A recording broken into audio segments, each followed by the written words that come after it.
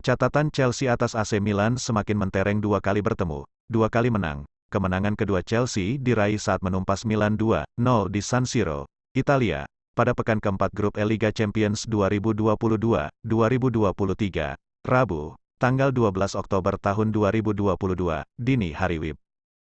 Dua gol tersebut tercipta di babak pertama. Chelsea memecah kebuntuan di menit ke-21 melalui eksekusi penalti Jorginho. Gol kedua lahir dari kaki Pierre-Emerick Aubameyang di menit ke-34. Milan sendiri mengakhiri pertandingan dengan kekurangan pemain. Fikayo Tomori mendapatkan kartu merah langsung dari wasit utama Daniel Siebert atas pelanggarannya kepada Mason Mount di menit ke-20. Kemenangan ini sukses mengantarkan Chelsea ke puncak klasemen sementara dengan perolehan 7 poin. Sebab, di pertandingan lain, Salzburg hanya berbagi angka 1 poin dengan Dinamo Zagreb. Milan tertahan di peringkat ketiga. Jalannya babak pertama kedua tim nyaris menggunakan cara bermain yang sama sejak pertandingan dimulai. Sama-sama melakukan high pressing dan sama-sama menekankan pada penguasaan bola dengan tempo yang sedang. Namun, Chelsea secara statistik lebih unggul dengan 53% penguasaan bola selama setidaknya setengah jam pertama. Chelsea juga lebih mampu mengkreasi serangan melalui penetrasi Raheem Sterling dan Mason Mount di kedua sayap dan pergerakan tanpa bola Pierre-Emerick Aubameyang. Dominasi yang sedikit lebih unggul itu membuat Chelsea membuka keunggulan di menit ke-21 setelah Jorginho menunaikan tugasnya dari titik putih. Sebelumnya, bek Milan Fikayo Tomori melanggar penyerang sayap Chelsea Mason Mount di kotak terlarang. Wasit utama Daniel Siebert bahkan mengeluarkan kartu merah langsung atas pelanggaran yang dilakukan Tomori. Sedikit kontroversial memang, tetapi VAR tidak menyarankan adanya pengecekan atas keputusan tersebut. Milan akhirnya punya peluang emas di menit ke-27. Olivier Giroud berdiri bebas tanpa pengawalan untuk menyundul bola, namun, arahnya masih melenceng dari gawang Chelsea. Bukannya menyamakan kedudukan, gawang Milan bobol lagi di menit ke-34. Mount kembali menjadi kreator pada gol kedua ini dengan memberikan assist pada Aubameyang lewat permainan satu sentuhan cepat. Milan akhirnya melakukan pergantian pemain untuk mengakomodasi kekurangan satu pemain.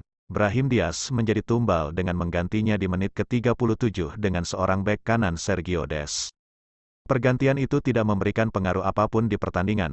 Dominasi Chelsea semakin terasa jelang babak pertama berakhir. Namun, tidak ada peluang emas dan gol yang tercipta lagi sampai babak pertama usai. Masuk ke babak kedua, Chelsea tidak mengubah pendekatan gaya bermainnya di babak kedua. Satu-satunya perubahan adalah saat mengganti Mount dengan Conor Gallagher.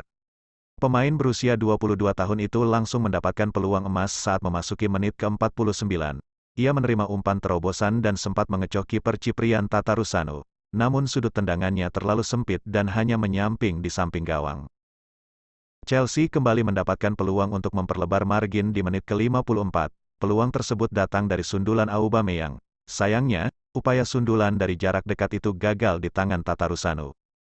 Dua wingback Chelsea, James dan Chilwell benar-benar jadi motor serangan ke jantung pertahanan Milan. Semenjak kehilangan satu pemain, Milan tidak ambil resiko untuk memberi tekanan ketat. Mereka lebih banyak menunggu dekat dengan kotak penalti. Milan sendiri semakin kesulitan mengembangkan permainan. Satu-satunya pundak yang memapah permainan Milan adalah Rafael Leao. Seperti di banyak momen dan di menit ke-60, teknik dan kecepatannya sukses mengkreasi peluang untuk Milan. Sayangnya, Sergio Des yang mendapatkan umpan matang dari Leao gagal mencetak gol setelah tendangannya melambung.